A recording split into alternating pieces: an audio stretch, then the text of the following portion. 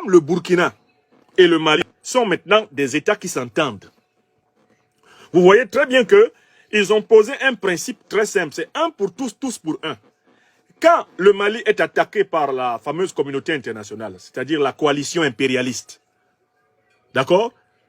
Quand le Mali est attaqué par la fameuse communauté internationale, qui n'est rien d'autre que la coalition impérialiste, le Mali se défend, mais le Burkina sort pour défendre le Mali. Quand le Burkina est attaqué par la fameuse communauté internationale, qui n'est rien d'autre que la même coalition impérialiste dont je parle depuis un moment, le Mali sort et il défend le Burkina. C'est-à-dire que, désormais, le Mali et le Burkina sont à l'avant-garde de la pratique de la diplomatie croisée. La diplomatie croisée, c'est quoi? C'est je te défends comme tu me défends. Nous nous défendons ensemble. Nous ne laissons personne seul. Parce que nous avons le même ennemi et que nous avons en fait les mêmes intérêts. Je recommence le principe de la diplomatie croisée. Il consiste à ne pas se contenter de défendre les intérêts de son pays, mais de défendre les intérêts de tous les pays frères qui ont la même lecture de la situation politique que nous. De telle façon qu'on applique le principe du tous pour un pour tous. Et pour cela, il faut une concertation permanente en amont avant des déclarations en aval. Amont, plus haut, aval, plus bas, en français. Le Mali et le Burkina Faso pratiquent une concertation permanente en amont. C'est-à-dire que le sommet des deux États s'entend comme larrons en foire. Cette concertation permanente en amont permet de produire une défense commune. Sur le terrain militaire, ça commence à se mettre en place. Le président Ibrahim Traoré nous confiait, devant les journalistes burkinabés l'autre jour, que l'armée malienne se repose librement au Burkina pendant ses opérations, comme l'armée burkinabé se repose librement au Mali pendant ses opérations. Les deux pays ont mis leur territoire à la disposition l'un de l'autre, avec un droit de poursuite total. Les deux armées se font confiance. Vous comprenez qu'une telle confiance ne puisse pas régner entre l'armée malienne et celle de Ouattara. Vous comprenez qu'une telle confiance ne puisse pas régner entre l'armée burkinabé et celle de Bazoum.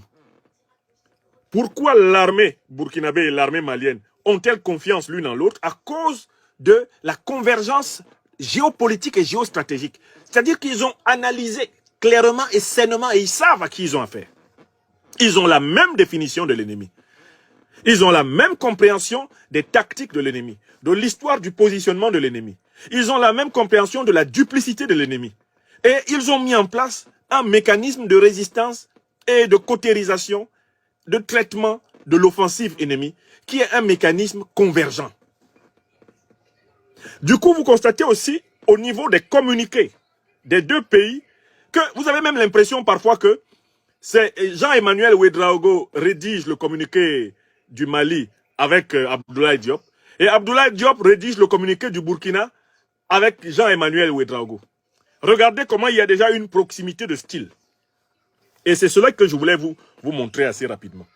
Lorsque on a voulu accuser les forces de défense et de sécurité du Burkina Faso d'avoir, soi-disant, massacré à Karma, le Mali a publié un communiqué.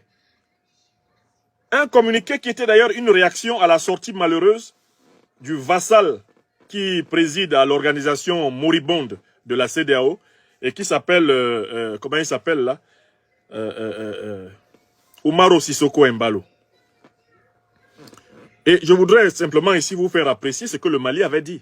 C'était exactement le 4 mai. Avant de voir ce que le Burkina va venir dire le 16 mai. Le Mali a parlé le 4 mai sur l'affaire où on tentait d'enfoncer le Burkina. Mais le 16 mai, le Burkina est venu parler sur l'affaire où on tente d'enfoncer le Mali. Et quand vous lisez les deux communiqués, vous voyez que ces pays sont devenus des jumeaux géopolitiques, des jumeaux géostratégiques. Et ça, c'est beau. C'est le signe d'un travail en profondeur. Alors, qu'est-ce que le Mali avait dit?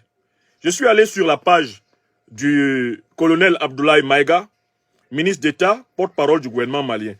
Il a publié un communiqué. C'était le 4 mai. C'était le communiqué numéro 051 du gouvernement de la transition du Mali. Et il disait ceci. C'est avec une profonde affliction que le gouvernement de transition a appris l'attaque ayant visé des populations civiles dans le village de Karma au Burkina Faso le 21 avril 2023. Suite à ce drame, le gouvernement de la transition présente ses condoléances les plus attristées aux autorités ainsi qu'au peuple frère du Burkina Faso et prie pour le repos de l'âme des défunts de cette barbarie.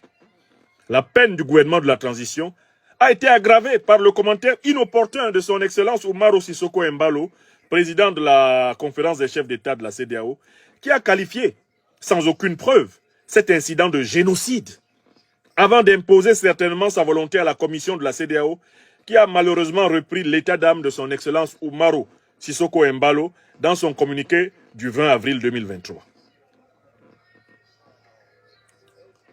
Eh bien, dans son communiqué du 21 avril 2023, le gouvernement de la transition appelle à la retenue et à la prudence le président de la conférence des chefs d'État et de gouvernement de la CEDEAO en lui signifiant que la recherche des présumés auteurs d'infractions relève exclusivement de la compétence des autorités souveraines du Burkina Faso qui ne ménagent aucun effort pour lutter contre le terrorisme.